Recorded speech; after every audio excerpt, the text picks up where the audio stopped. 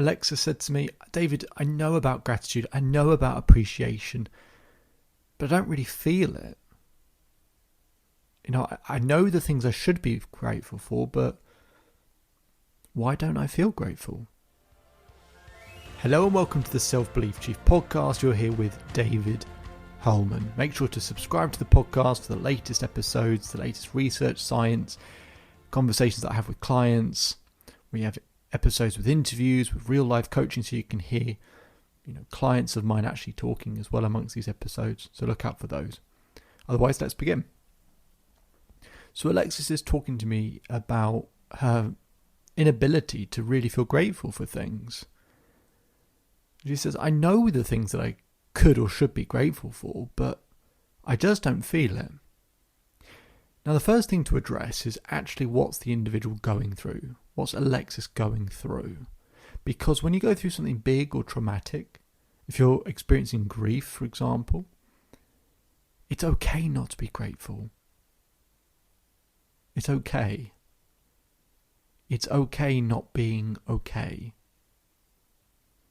When I work with people, the first thing I don't do is talk about all the things they should be grateful for. Because when you're going through grief or something traumatic or something big, you don't feel it. I've been there. It just goes. You don't feel grateful for anything.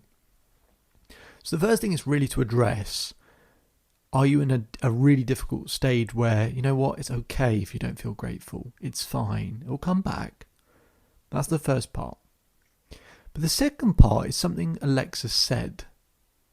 Something she said is really, really key and really important, but she won't have noticed. She said, David, I don't feel grateful. Feel is the operative word. People treat gratitude and appreciation as a thought. I think of things to be grateful for. And gratitude isn't a thought, it's a feeling. It's not just by having a thought that we ultimately feel something. It's our body, it's our physiology, it's lots of things that create feeling. So she asked me, David, how can I more intensely feel gratitude?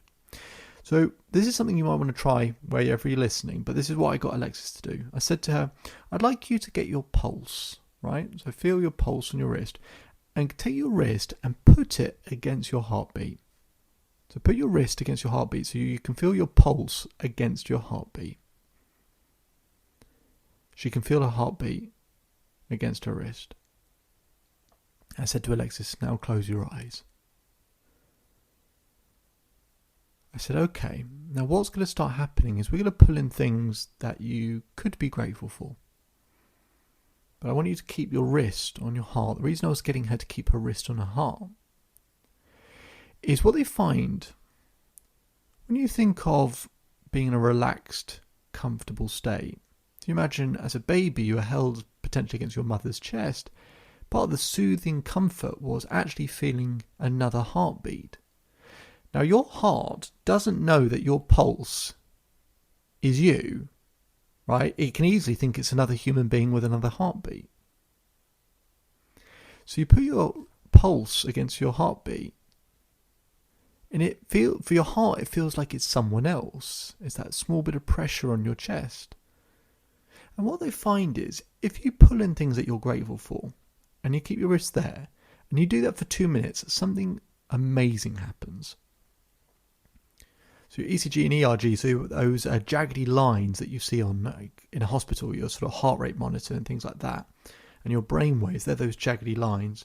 So they're really always sharp and pointed, and they're always sort of out of sync with each other. But if you keep your pulse on your heart, and you think of things you're grateful for, close your eyes, think of things you're grateful for. In 2 minutes, what happens is they find that both your brainwaves and your heart rate, so those jaggedy lines, they start to smooth out. And not only do they smooth out, they sync up. Now for me, gratitude is about deep synchronization. To really be able to feel something, your body has to feel in unison. It has to feel synchronized. And that's a way to do it. So you pull in things you're grateful for. So I get Alexis to do this. And I say, okay, think of a moment you're really proud of.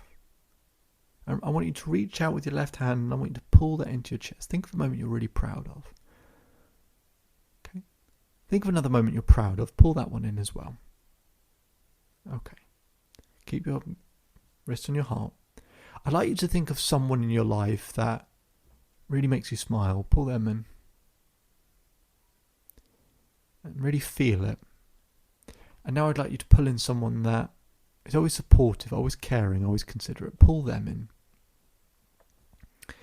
I would like you to think of some places that you've travelled to, that you've had the privilege to see and visit.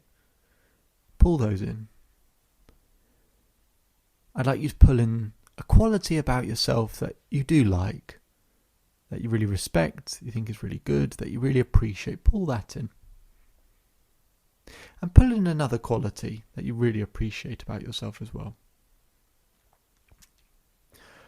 Now I want you to think of a playful moment. Any age, a playful moment from your life. Pull that in, something that you really enjoyed, really loved, really cared about. And then pull in another one. So with Alexis, I'm going through all these different categories. There are more categories I go through. But I get her in firstly a physiological state where she feels more, synchronized, more harmonious, a bit more relaxed. And then I get to pull in things that actually have emotion attached to them, right?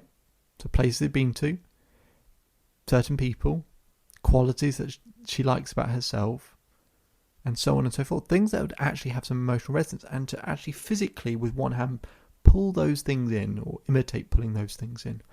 And what we do is we start stacking it, right? Because it can be hard to be grateful just on one thought, right? But if we get our body in a relaxed state where it feels synchronized, and then we pull in a moment and another one and another thing and another moment and another thing and another moment and another thing, and we keep stacking and stacking and stacking and stacking till it feels like this wave crashing and washing over you, completely refreshing you. That is how you can really start to feel grateful for things in life. I do it every single day at 2:00. So if wherever you are at 2:00, 2:00 UK time, if you want to do the same exercise, you'll know I'll be doing it with you. My name is David Holman. If you change today will change your life. So enjoy the rest of your day. Enjoy the rest of your life. And I'll speak to you again soon.